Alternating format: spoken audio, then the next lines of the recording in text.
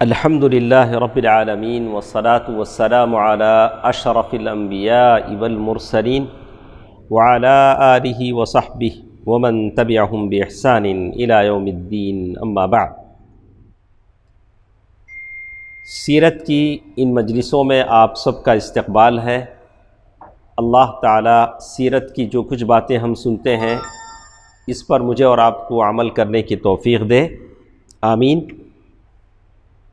گزشتہ درسوں میں ہم نے سنا کہ منافقین، جو مدینے کے جو منافقین تھے عموماً، اور خاص طور سے عبداللہ بن ابی جو منافقوں کا سردار تھا،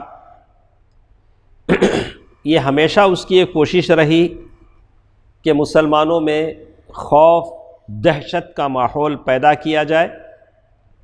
تو اسی لیے ہم دیکھیں گے کہ سورہ احزاب کی آیتیں منافقین کے اس پردے کو فاش کرتے ہوئے، ان کے مکر و فریب کو واضح کرتے ہوئے نازل ہوئیں۔ اللہ تعالیٰ کا ارشاد ہے، اعوذ باللہ من الشیطان الرجیم، بسم اللہ الرحمن الرحیم، وَإِذْ يَقُولُ الْمُنَافِقُونَ وَالَّذِينَ فِي قُلُوبِهِم مَّرَضٌ مَّا وَعَدَنَا اللَّهُ وَرَسُولُهُ إِلَّا غُرُورًا وَإِذْ قَالَت طَّائِفَةٌ مِّنْهُمْ يَا أَهْلَ يَثْرِبَ لَا مُقَامَ لَكُمْ فَارْجِعُوا وَيَسْتَأْذِنُ فَرِيقٌ مِّنْهُمُ النَّبِيَّ يَقُولُونَ إِنَّ بُيُوتَنَا عَوْرَةٌ وَمَا هِيَ بِعَوْرَةٍ إِن يُرِيدُونَ إِلَّا فِرَارًا وَلَوْ دُخِلَتْ عَلَيْهِم مِّنْ أَقْطَارِهَا ثُمَّ سُئِلُوا الْفِتْنَةَ لَآتَوْهَا وَمَا تَلَبَّثُوا بِهَا إِلَّا يَسِيرًا وَلَقَدْ كَانُوا عَاهَدُوا اللَّهَ مِن قَبْلُ لَا يُوَلُّونَ الْأَدْبَارَ وَكَانَ عَهْدُ اللَّهِ مَسْئُولًا۔ سورہ احزاب کی یہ آیتیں ہیں آخر تک، آیت نمبر 12 سے 20 تک۔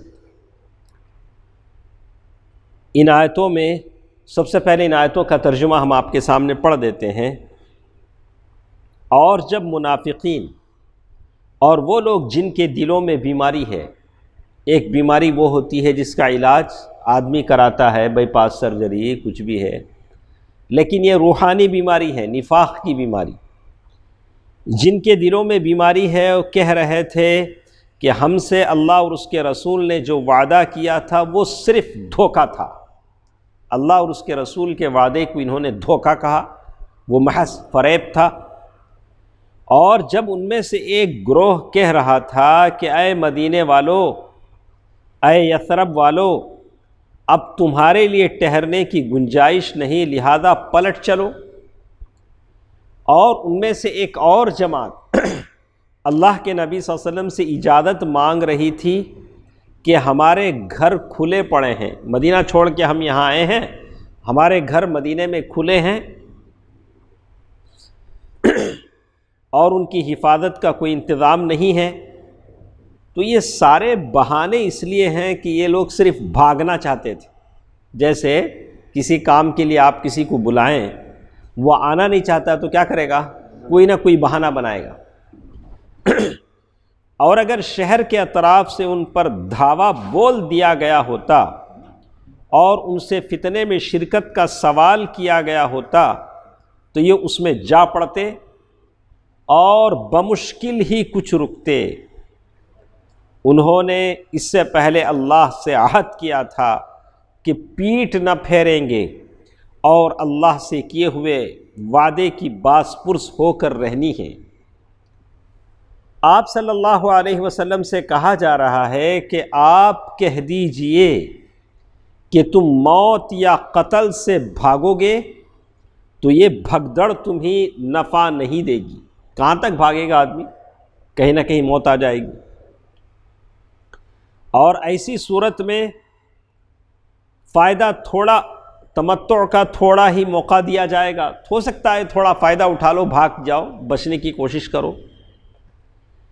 آپ فرما دیں کہ کون ہے جو تمہیں اللہ سے بچا سکتا ہے اگر وہ تمہارے لیے برا ارادہ کرے یا تم پر مہربانی کرنا چاہے، اور یہ لوگ اللہ کے سوا کسی اور کو حامی اور مددگار نہیں پائیں گے۔ اللہ تعالیٰ تم میں سے ان لوگوں کو اچھی طرح جانتا ہے جو روڑے اٹکاتے ہیں۔ روڑے اٹکانا بولے تو کوئی بھی نیک کام شروع کرنا چاہیں گے، بیچ میں آ کے کیا بولیں گے؟ ابھی حالات اچھے نہیں، کیا بولیں گے؟ حالات کیا نہیں ہیں؟ مناسب نہیں ہیں، برابر نہیں ہیں، ابھی موسم اچھا نہیں ہے، کوئی بھی چیز، تاکہ کام کیا ہو جائے؟ رک جائے۔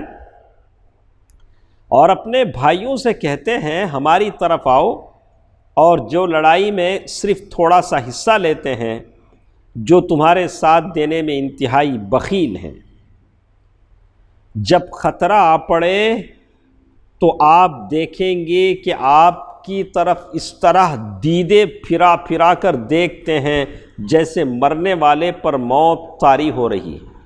کوئی بھی مصیبت آ گئی تو ایسا دیکھیں گے دیدوں سے جیسے مرنے والا دیکھتا ہے، ڈرے سہمے۔ اور جب خطرہ ٹل جائے تو مال و دولت کی حرص میں تمہارا استقبال تیزی کے ساتھ چلتی ہوئی زبانوں سے کرتے ہیں۔ جب خطرہ ٹل جائے تو بولیں گے جنگ میں ہمیں بھی ساتھ تھے، ہمنا بھی مال غنیمت کیا کرو دو۔ جب خطرہ آ جائے تو ایسے جیسے سکرات کی حالت میں۔ یہ لوگ حقیقت میں ایمان ہی نہیں لائے ہیں، اس لیے اللہ تعالیٰ نے ان کے اعمال اکارت کر دیے، اور اللہ پر یہ بات آسان ہے۔ یہ سمجھتے ہیں کہ حملہ کرنے والے گروہ ابھی گئے نہیں ہیں، اور اگر وہ پھر پلٹ کر آ جائیں تو یہ چاہیں گے کہ بدوؤں کے درمیان بیٹھے تمہاری خبر پوچھتے رہیں، اور اگر یہ تمہارے درمیان رہیں بھی تو کم ہی لڑائی میں حصہ لیں گے۔ سورہ احزاب کی جو آیتیں ہیں، آیت نمبر 12 سے 20 تک، ان آیتوں میں اللہ تعالیٰ کیا بتانا چاہتے ہیں؟ اللہ تعالیٰ دیکھیے منافقین کا انداز فکر کیا ہے، منافق کیسے سوچتے ہیں، ان کا طرز عمل کیا ہے، ان کے عمل کیسے ہیں، نفسیات، ان کی طبیعتیں کیسی ہیں۔ منافق کی طبیعت الگ رہتی ہے، ایک عام مسلمان کی طبیعت الگ رہتی ہے۔ منافق کیا بولتا؟ چلو ادھر کی ہوا ہو جدھر کی، جو لوگ جدھر جائیں ویسے ہو جاتا ہے۔ اور خود غرضی، منافق کیا ہوتا ہے؟ خود غرض ہوتا ہے۔ کوئی بھی کام آپ بولیں گے اس میں مجھے کیا فائدہ، کیا بولے گا وہ؟ اچھا ہے بھائی آپ جو کام بولتے ہیں اچھا ہے، لیکن اس سے مجھے کیا فائدہ؟ تو کہا خود غرضی اور موقع پرستی۔ موقع پرستی کا تو موقع دے کے اچھلنا، دیوار پہ کی بلی بولتے ہیں اسے، کیا بولتے ہیں؟ دیوار پہ بلی بیٹھی ہے، کدھر کودتی ہے نہیں معلوم، ادھر کودتی ادھر کودتی۔ تو موقع پرست لوگ ہیں، جدھر موقع دیکھ کے کیا کرتے ہیں؟ کود جاتے ہیں۔ ان سب کے باوجود یہود، منافقین، جتنے بھی اللہ کے نبی صلی اللہ علیہ وسلم کے اطراف یہود میں سے جو یہود تھے، منافقین تھے، اور جو مشرکین تھے، سب کو اچھی طرح یہ بات معلوم ہو گئی کہ اب اسلام کو ڈیفیٹ کرنا ناممکن ہے، اب اسلام کو ہرانا کیا ہے؟ ناممکن۔ اس لیے کہ اب مسلمان طاقت میں، عددی اور عدد کے لحاظ سے اور مادی طاقت کے حساب سے کیا ہو گئے؟ مضبوط ہو گئے۔ یعنی اسلحے، لیکن ایک چیز جو اب بھی یہاں بتا رہی تھی کہ اب بھی مسلمانوں کے پاس کیا نہیں تھا؟ تعداد اتنی نہیں تھی، جب غزوہ احزاب کے موقع پر جب لوگ حملہ کرنے کے لیے آئے ہیں تو مسلمانوں کی تعداد کتنی ہے؟ کم ہے، جبکہ غطفان ہیں، قریش ہیں، اندر سے یہودی ہیں، پھر یہ سارے لوگ مل کر آئے ہیں۔ تو ہمیشہ یہ اصول رہا ہے فتح و نصرت جو ملتی ہے تعداد کے حساب سے، ہتھیار کے حساب سے نہیں ملتی۔ خدا ترسی، اللہ تعالیٰ سے آپ کتنا ڈرتے ہیں، اس ویسے حساب سے آپ کو کیا عطا ہوتا ہے؟ قوت عطا ہوتی ہے۔ اخلاقی اقدار، مورل ویلیوز، آپ کے اندر کتنے اخلاق ہیں، اس کے حساب سے بھی اللہ تعالیٰ کیا کرتا ہے؟ آپ کو قوت عطا کرتا ہے۔ آج ہم لوگ کمزور ہیں، ہمارے پاس اسباب نہیں، لیکن ہمارے اندر کیا ہونا چاہیے؟ خدا ترسی ہونی چاہیے، اللہ کا ڈر ہونا چاہیے، اور پھر ہمارے اخلاق اچھا ہونا چاہیے، جس کے ذریعے سے ہم دشمن کو کیا کر سکتے ہیں؟ ہرا سکتے ہیں۔ یہ جو مکے کے جو مشرک تھے، مدینے کے جو یہود تھے اور مدینے کے جو منافق تھے، وہ سمجھ رہے تھے کہ مسلمانوں کو ہرانا ناممکن ہے۔ کیوں ناممکن ہے؟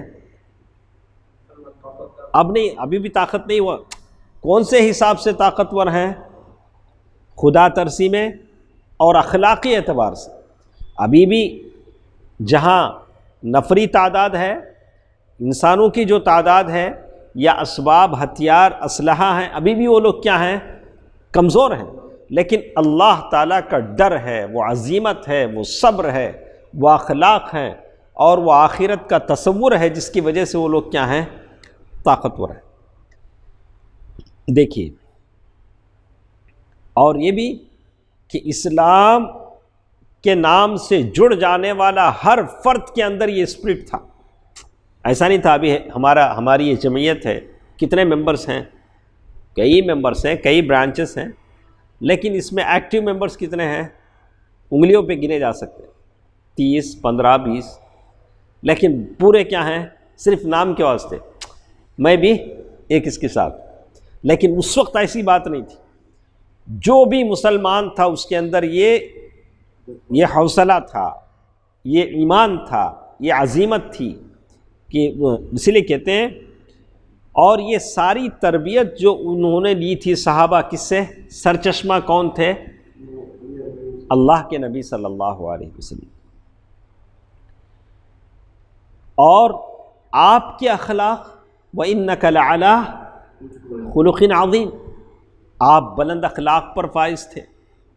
تو معلوم یہ ہوتا ہے کہ آج ہو سکتا ہے ہمارے درمیان اللہ کے نبی صلی اللہ علیہ وسلم کی ذات اقدس نہیں ہے، لیکن یہ جو باتیں ہم پڑھ رہے ہیں، احادیث نبویہ جو ہم سنتے ہیں، گویا ایسا ہونا چاہیے کہ اللہ کے نبی صلی اللہ علیہ وسلم کے شب و روز کو ہم دیکھ رہے ہیں، تو ہمارے اندر بھی وہ طاقت، عزیمت، حوصلہ، استقلال، ثبات قدمی، وہ قوت ہمارے اندر بھی کیا ہو سکتی ہے؟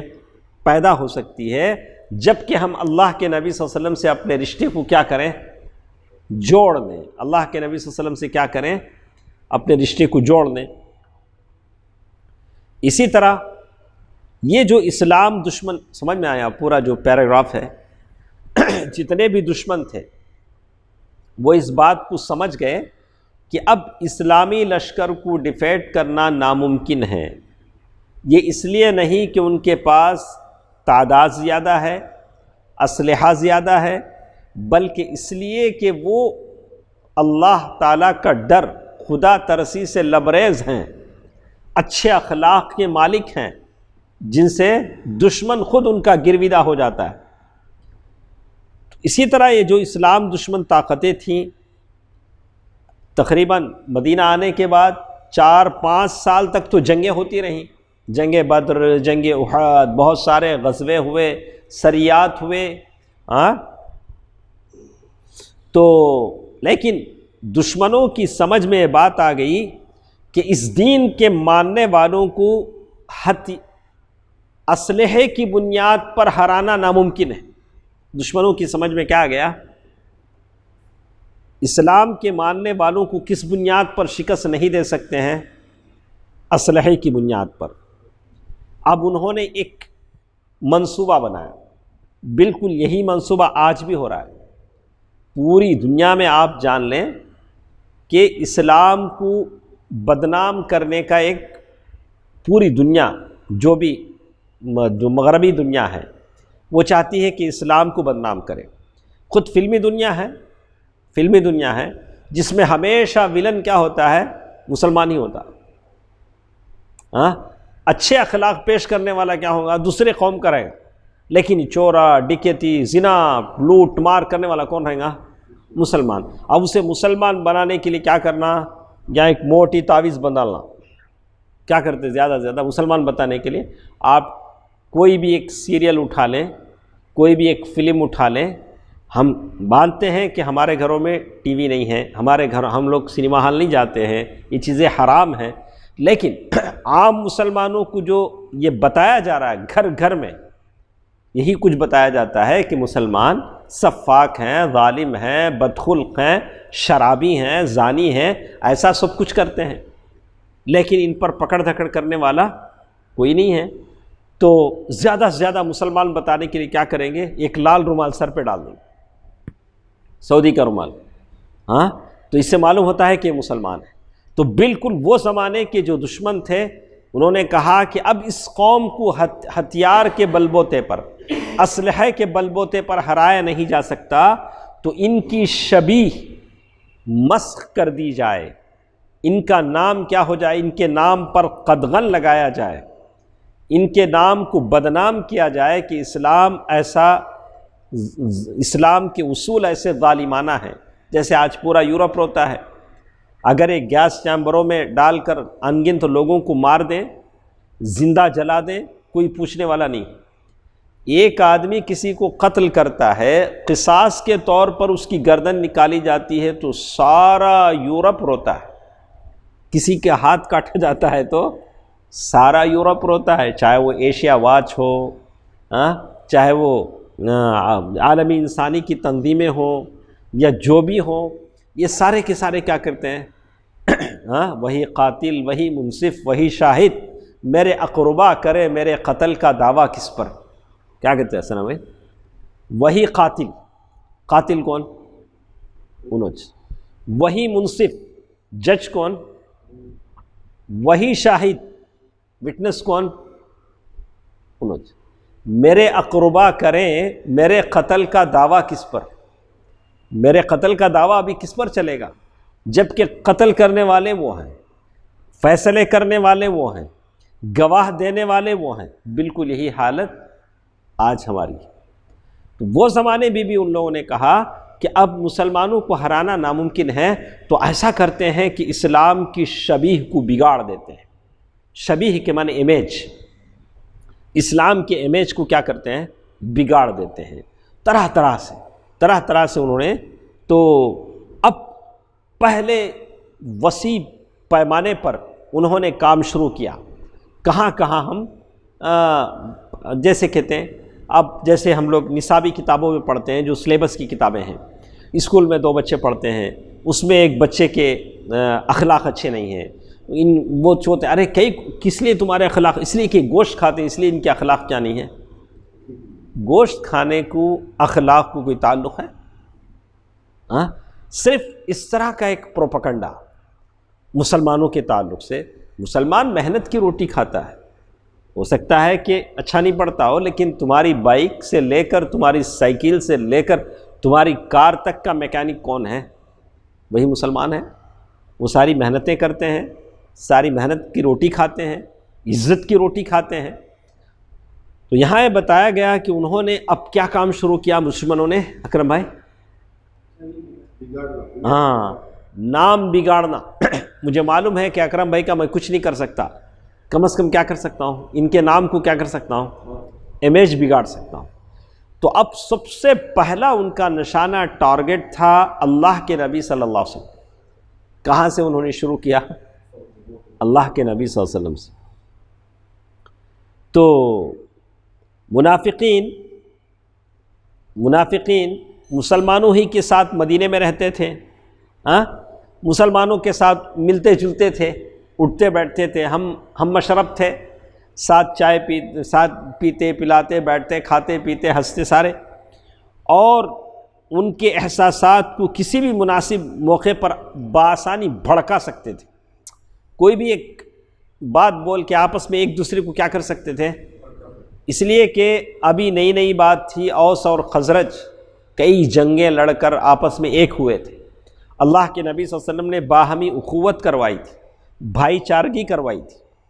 تو منافقین کی کوشش تھی، چونکہ ان لوگوں کے ساتھ اٹھتے بیٹھتے تھے، تو کسی بھی طریقے سے ان کو پھر سے لڑا دیا جائے۔ تو اب اس کام کا جو امیر تھا، یہ جو مقصد تھا، کیا مقصد تھا؟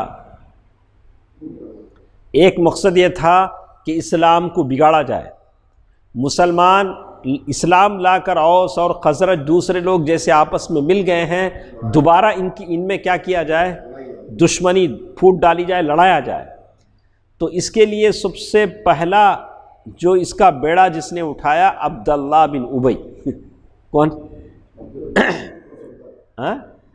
سردار، وہی نہ کرے گا، کل اناء تقطر بما فی۔ کیا کرم، یہ عربی میں مثل ہے، اچھا سن لیجئے، کل اناء تقطر بما فی، ہر برتن سے وہی ٹپکتا ہے جو برتن میں ہوتا ہے۔ وہ منافقوں کا سردار ہے، وہ عطر تھوڑے ہی بیچے گا، وہ کیا بیچے گا؟ اس کے پاس جو ہے وہی بیچے گا۔ دودھ کے برتن سے دودھ ٹپکتا ہے، شراب کے برتن سے شراب ٹپکتا ہے۔ جس کی فطرت اور خباثت جیسے ہوتی ہے، ویسے خبیث خباثت کو جنم دیتا ہے۔ ان کا یہ پروگرام پہلے کہاں کھل کر سامنے آیا، دیکھیے کیسے سامنے آیا۔ کہتے ہیں زید بن حارثہ رضی اللہ عنہ اللہ کے نبی صلی اللہ علیہ وسلم کے متبنہ ہیں، لے پالک بیٹا ہیں۔ کون؟ ان کے بیٹے کون ہیں؟ مجھے معلوم تھا وہ جواب، اس لیے میں نے اسامہ بن زید رضی اللہ۔ بیوی کون ہے؟ ام ایمن رضی اللہ۔ چلو فائدہ ہو رہا ہے ماشاءاللہ، ام ایمن رضی اللہ تعالیٰ عنہ۔ تو کہتے ہیں کہ زید بن حارثہ رضی اللہ عنہ جو اللہ کے نبی صلی اللہ علیہ وسلم کے متبنہ تھے، لے کر اللہ کے نبی صلی اللہ علیہ وسلم نے ان کو پال لیا تھا، قید ہو کر آئے تھے، تو کس نے گفٹ کیا تھا اللہ کے نبی صلی اللہ علیہ وسلم کو؟ خدیجہ رضی اللہ تعالیٰ عنہ نے۔ تو کہتے ہیں کہ زید بن حارثہ رضی اللہ تعالیٰ عنہ نے زید بن حارثہ رضی اللہ تعالیٰ عنہ نے زینب رضی اللہ تعالیٰ عنہ سے شادی کی،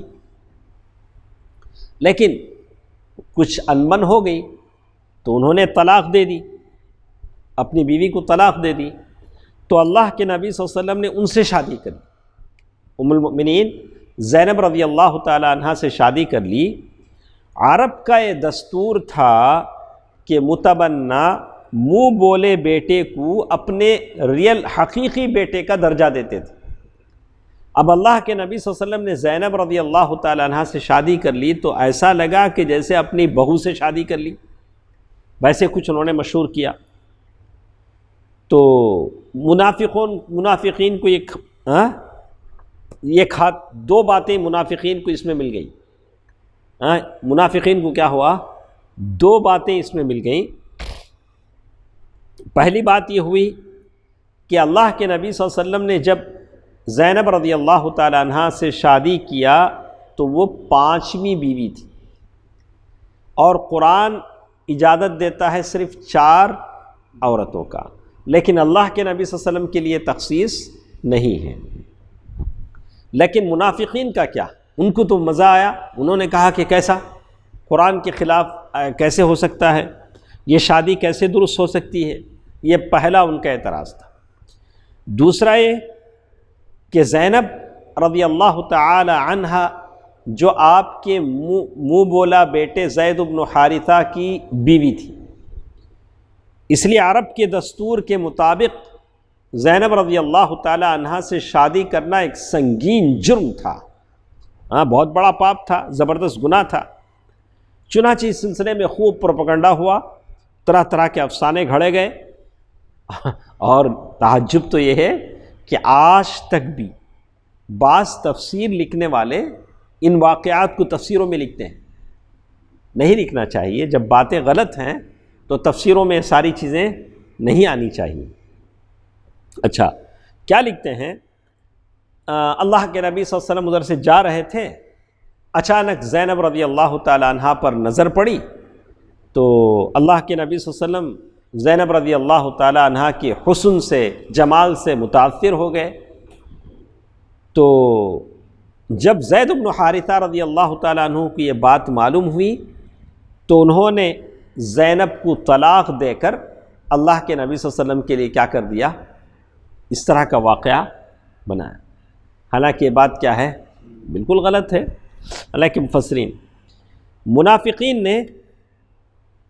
منافقین نے اس زمانے میں اتنی قوت سے اس پروپیگنڈے کو عام کیا کہ اس کے اثرات آج تک بھی حدیث کی کتابوں اور تفسیر کی کتابوں میں اب تک بھی چلے آ رہے ہیں۔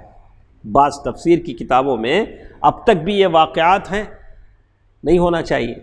اچھا، اور جو سادہ لوگ مسلمان تھے، کوئی بھی بات جب مارکیٹ میں آتی ہے تو 9 لوگ ادھر ہوں گے، ایک آدمی کیا ہوگا؟ اکرم، ایسے نہ ہوتا؟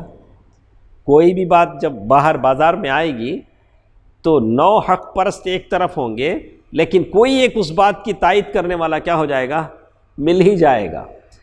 کسی نہ کسی کو قدردان مل ہی جاتے ہیں۔ بات غلط ہے، معلوم ہے، لیکن کوئی نہ کوئی شیطان کیا ہوتا ہے؟ مل ہی جاتا ہے۔ تو منافقین نے بہت زور سے یہ پروپیگنڈا کیا، لیکن جو لوگ سادہ لوگ مسلمان تھے ان کے دلوں میں اس طرح کی کوئی چیز نہیں تھی۔ جو ابھی ابھی مسلمان ہوئے تھے، صحابہ تھے، الصحابۃ کلھم عدول، صحابہ سارے کے سارے عادل ہیں، تو سادہ لوگ مسلمان تھے، تو لیکن ان کے دلوں تک یہ بات جب پہنچی تو اللہ تعالیٰ نے فوراً قرآن مجید کی آیت نازل کر دی تاکہ صحابہ اکرام سن لیں، الرٹ ہو جائیں کہ یہ چیز غلط ہے۔ اور قرآن مجید کی ان آیتوں میں بیماری کا پورا علاج تھا۔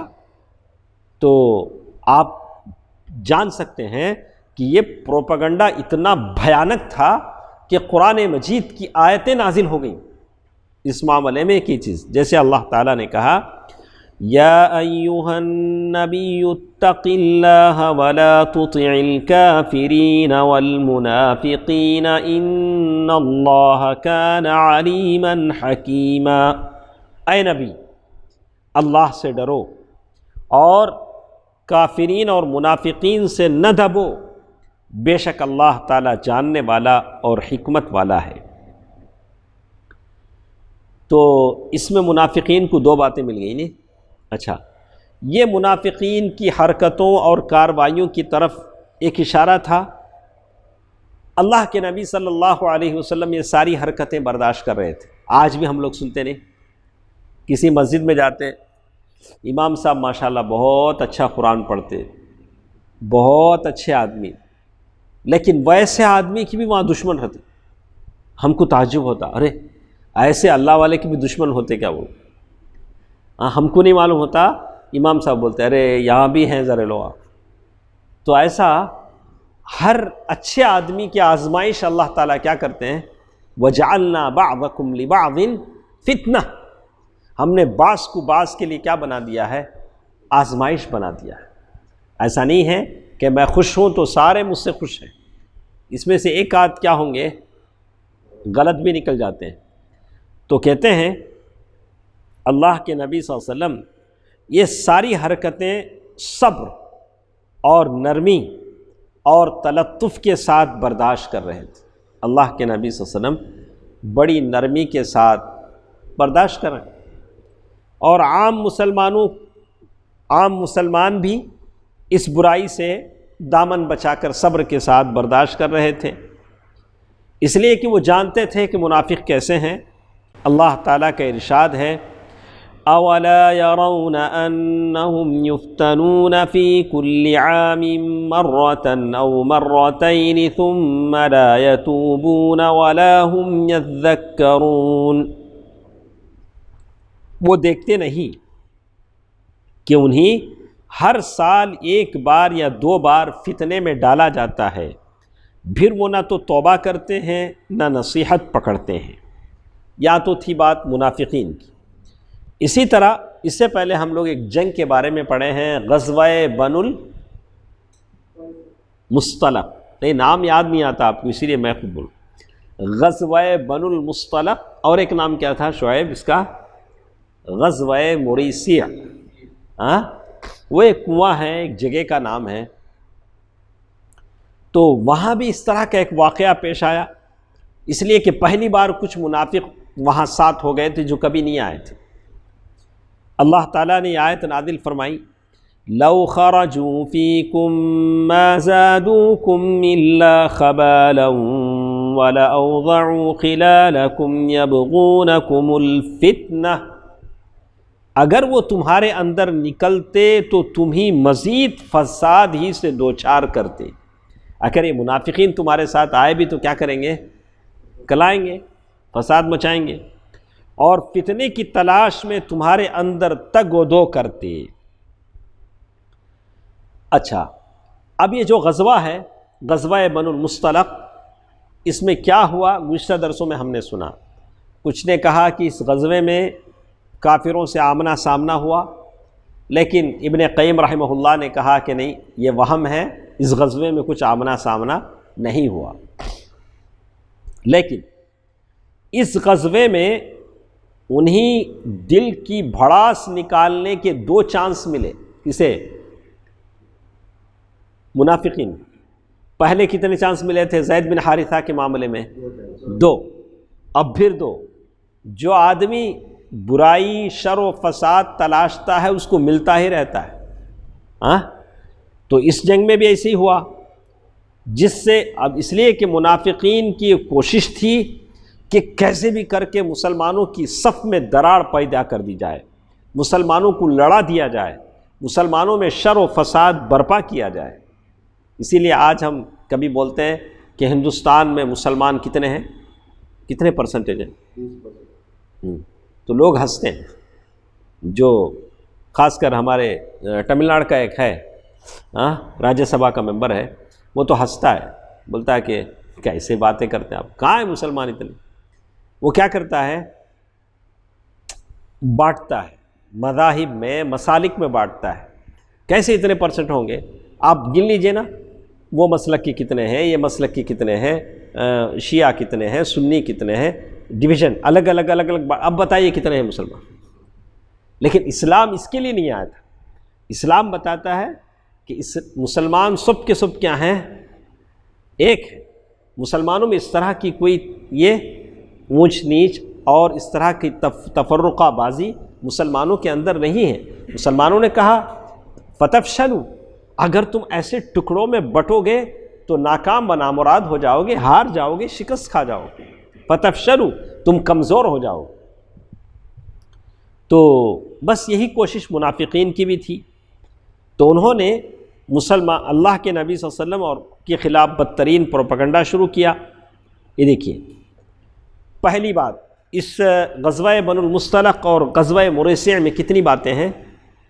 2 چانس ان کو ملے۔ پہلے اس میں 2 چانس۔ تو ایک بات ہم سن لیتے ہیں، ہمارے پاس اور ٹائم ہے انشاءاللہ۔ نہیں میں نے اسٹاپ واچ لگایا وہ ادھر۔ تو کہتے ہیں کہ مدینہ سے ذلیل ترین آدمی کو نکالنے کی بات، کیا بولیں لوگ؟ مدینے سے جب ہم لوگ اس جنگ سے واپس جائیں گے، واپس جاتے ہوئے مدینے میں جو ذلیل آدمی ہے اسے مدینے میں ہم اندر آنے نہیں دیں گے۔ سبحان اللہ، العیاذ باللہ۔ اس سے مراد ان کی کیا تھی؟ اللہ کے نبی صلی اللہ علیہ وسلم کو بول رہے تھے۔ اللہ کے نبی صلی اللہ علیہ وسلم جنہوں نے کہا انا سید ولد آدم ولا فخر، میں آدم کے بیٹوں کا سردار ہوں، اس میں کیا نہیں ہے؟ فخر کی بات نہیں ہے۔ تو ویسے آدمی کے تعلق سے ان کا یہ تھا۔ رسول اللہ صلی اللہ علیہ وسلم جب غزوہ بنو المصطلق کی وہ یہ ختم ہوئی تو وہاں ایک پانی کا چشمہ تھا، چشمہ بولے تو فاؤنٹین، پانی جہاں سے آتا ہے، مریسیہ، اس کا نام، اس چشمے کا نام کیا ہے؟ مریسیہ۔ تو اللہ کے نبی صلی اللہ علیہ وسلم وہاں قیام فرما تھے. کچھ لوگ پانی لینے کے لیے گئے، پانی کا چشمہ ہوتا تھا، انہی میں حضرت عمر رضی اللہ تعالی عنہ کا ایک لیبر تھا، مزدور تھا، جس کا نام جہجہ غفاری تھا. اس کا نام کیا تھا؟ جہجہ غفاری. یہ حضرت عمر رضی اللہ تعالی عنہ کا خادم ہے، لیبر ہے. بولے پانی پر ایک اور شخص سنان ابن وبر جوہنی، وہاں کیا ہو گیا؟ دونوں کی ٹکر ہوگی، پہلے میں لوں گا، پہلے تو لے گا. اور دونوں لڑ پڑے. عمر رضی اللہ تعالی عنہ مہاجرین میں سے ہیں. پہلے وہاں جو آدمی تھا سنان ابن دبر جوہنی، وہ جوہنی، وہ کیا تھا؟ انصار میں سے ہے. تو جیسے ہی وہاں لڑائی ہوئی، اس نے فوراً کہا یا معشر الانصار. کسے دہائی دیا اس نے؟ اب ہر قبیلہ کیا کرے گا؟ اپنے قبیلے والوں کو بلائے گا. انصار کو بلایا، انصار کے لوگوں مدد کو پہنچو، میری اس مہاجر کے نوکر سے لڑائی ہو گئی. اور جہجہ غفاری انہوں نے آواز دی یا معشر المہاجرین، مہاجرین مدد کو آؤ. اللہ کے نبی صلی اللہ علیہ وسلم کو معلوم ہوا. اللہ کے نبی صلی اللہ علیہ وسلم فوراً وہاں تشریف لے گئے اور جا کر کہا کہ اللہ میں تمہارے اندر موجود ہوں اور تم جاہلیت کی پکار رہے ہو. یہ کیا نعرے لگا رہے ہو انصار اور مہاجرین کی؟ اسے چھوڑ دو، یہ بدبودار ہے. یہ نعرے کیا ہیں؟ بدبودار نعرے ہیں. یہ جماعتوں کے، مسلکوں کے، یہ دھڑوں کے، یہ قبائل کے، یہ نعرے سب کیا ہیں؟ بدبودار نعرے. اب یہ واقعہ کسے معلوم ہوا؟ عبداللہ بن ابی کو. اللہ کے نبی صلی اللہ علیہ وسلم فوراً وہاں گئے، معاملے کو رفع دفع کر دیا. اب وہ معاملہ اڑتے اڑتے ان کے گرو کے پاس گیا. عبداللہ بن ابی جو سارے معاملے کو ہینڈل کرتا ہے، تو غصے سے بھڑک اٹھا اور بولا کیا ان لوگوں نے ایسی حرکت کی ہے؟ یہ ہمارے علاقے میں آ کر، مدینے میں بس کر ہمارے اپوزیشن ہو گئے ہیں، ہمارے مد و مقابل ہو گئے ہیں. تو پھر اس نے ایک ایگزامپل دیا. شعیب صاحب سنیے، اللہ کی قسم ہماری اور ان کی حالت پر وہی ایگزامپل فٹ ہوتی ہے، وہی مثال فٹ ہوتی ہے جو پہلے لوگوں نے کہا ہے کہ اپنے کتے کو پال پوس کر موٹا کرو تاکہ وہ تمہیں پھاڑ کھائے. کیا بولا عبداللہ بن ابی؟ ہمارا جو کتا ہے اسے ہم لوگ پال پوس کر بڑا کرتے ہیں، وہ بڑا ہو کر کیا کرتا ہے؟ ہم کو پھاڑ کر کھاتا ہے. سنو، پھر اس نے عبداللہ بن ابی نے کیا کہا؟ اللہ کی قسم اگر ہم مدینہ واپس ہوئے، اب یہاں سے ہم جب مدینہ واپس جائیں گے تو ہم میں کا معزز ترین آدمی، ذلیل ترین آدمی کو نکال باہر کرے گا. تو معزز ترین آدمی اس کے حساب سے کون تھا؟ وہی عبداللہ بن ابی. ذلیل ترین آدمی کیا لیتا تھا؟ اس کی خباثت اللہ بہتر جانتے ہیں. تو پھر حاضرین کی طرف متوجہ ہو کر بولا، جو لوگ اس کے ساتھ تھے، یہ مصیبت تم نے خود مول لی. یہ جو پرابلم ہوا ہے تمہاری وجہ سے ہوا ہے، اس لیے کہ تم نے انہیں اپنے شہر میں اتارا، مدینے میں ان کا استقبال کیا اور اپنے اموال بانٹ کر دیے. جیسے صحابہ نے جب بھائی چارہ ہوا تو صحابہ نے کہا کہ دیکھو میرے 2 باغیچے ہیں، ایک باغیچہ تم لے لو، میری اتنی بیویاں ہیں، جو پسند آئے کہہ لو میں طلاق دے دیتا ہوں، عدت کے بعد تم شادی کر لینا. میرے 2 گھر ہیں، کسی ایک گھر کو تم لے لو. کہا کہ یہ اموال تم نے بانٹ کر دیے، دیکھو تمہارے ہاتھوں میں جو کچھ ہے اگر اسے دینا بند کر دو تو یہ تمہارا شہر چھوڑ کر چلتا بنیں گے. تم کیا کرو؟ مال دینا کیا کرو؟ روک دو. اس وقت جب وہ یہ باتیں کر رہا تھا، مجلس میں ایک صحابی تھے، چھوٹے سے صحابی، زید بن ارقم رضی اللہ عنہ. ان کا نام کیا تھا؟ زید بن ارقم رضی اللہ عنہ. انہوں نے سن کر کہا، سیدھے جا کر اپنے چاچا سے بولے. ان کے چاچا اللہ کے نبی صلی اللہ علیہ وسلم کے پاس گئے جا کر بول دیے کہ ایسی سی بات ہوئی. تو وہاں مجلس میں عمر رضی اللہ تعالی عنہ بھی تھے. بولے اللہ کے نبی صلی اللہ علیہ وسلم عباد بن بشر رضی اللہ عنہ کو آپ حکم دیجئے، وہ اس کو قتل کر دیں گے. کس کو؟ عبداللہ بن ابی کو. آپ صلی اللہ علیہ وسلم نے فرمایا کہ عمر یہ کیسے مناسب رہے گا؟ لوگ کہیں گے کہ محمد صلی اللہ علیہ وسلم اپنے ساتھیوں کو قتل کر رہا ہے. اس کے بعد یہ بہت اچھی بات ہے، انشاءاللہ کل کے درس میں ہم سنیں گے کیسے اللہ کے نبی صلی اللہ علیہ وسلم نے اس فتنے کو دبایا، کیسے اللہ کے نبی صلی اللہ علیہ وسلم نے منصوبہ بندی کی جو آج کے لحاظ سے ضروری ہے. اور اس سے یہ بھی سمجھ میں آتا ہے کہ کبھی بھی ہم اپنے آپ کو کسی اچھے کام میں بزی رکھیں گے، ایمٹی مائنڈ، خالی ذہن کیا ہوتا ہے؟ ورکشاپ. شیطان کا ورکشاپ ہوتا ہے. لیکن اللہ کے نبی صلی اللہ علیہ وسلم نے اتنا سوچنے، ایسا بیٹھ کے باتیں کرنے کا موقع نہیں دیا. وہاں سے جب یہ چیزیں ہو گئیں تو کیسے اللہ کے نبی صلی اللہ علیہ وسلم نے منصوبہ بندی کی، کہا کہ فوراً یہاں سے کوچ کرو، جگہ چھوڑو. کدھر چلو؟ کدھر چلو؟ مدینے کی طرف چلو. اور چلتے رہے چلتے رہے چلتے رہے، اور وہ کوچ کرنے کا وقت نہیں تھا. ٹائم بدل کر اللہ کے نبی صلی اللہ علیہ وسلم نے کوچ کیا. اور چلتے چلتے صحابہ تھک گئے، بولنے لگے اللہ کے نبی بس کریں، یہاں پڑاؤ ڈال دیں.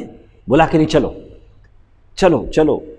جب چلتے چلتے اتنا تھک گئے، سارے تھک کر کیا ہے؟ سو گئے.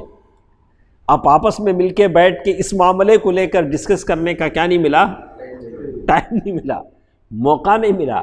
اللہ کے نبی صلی اللہ علیہ وسلم یہی چاہتے تھے کہ آپس میں لوگوں کو اتنا ٹائم نہیں ملے کہ لوگ کیا کریں؟ آپس میں باتیں کریں، اس معاملے پر ایک دوسرے کو کچھ کہیں، سنیں. اللہ کے نبی صلی اللہ علیہ وسلم یہ نہیں چاہتے تھے. تو اس کی کچھ باتیں ہمارے پاس ہیں، انشاءاللہ کل کے درس میں ہم سنیں گے. اللہ تبارک و تعالی بہتر بات سننے اور عمل کرنے کی توفیق دے. آمین. والسلام علیکم ورحمۃ اللہ وبرکاتہ.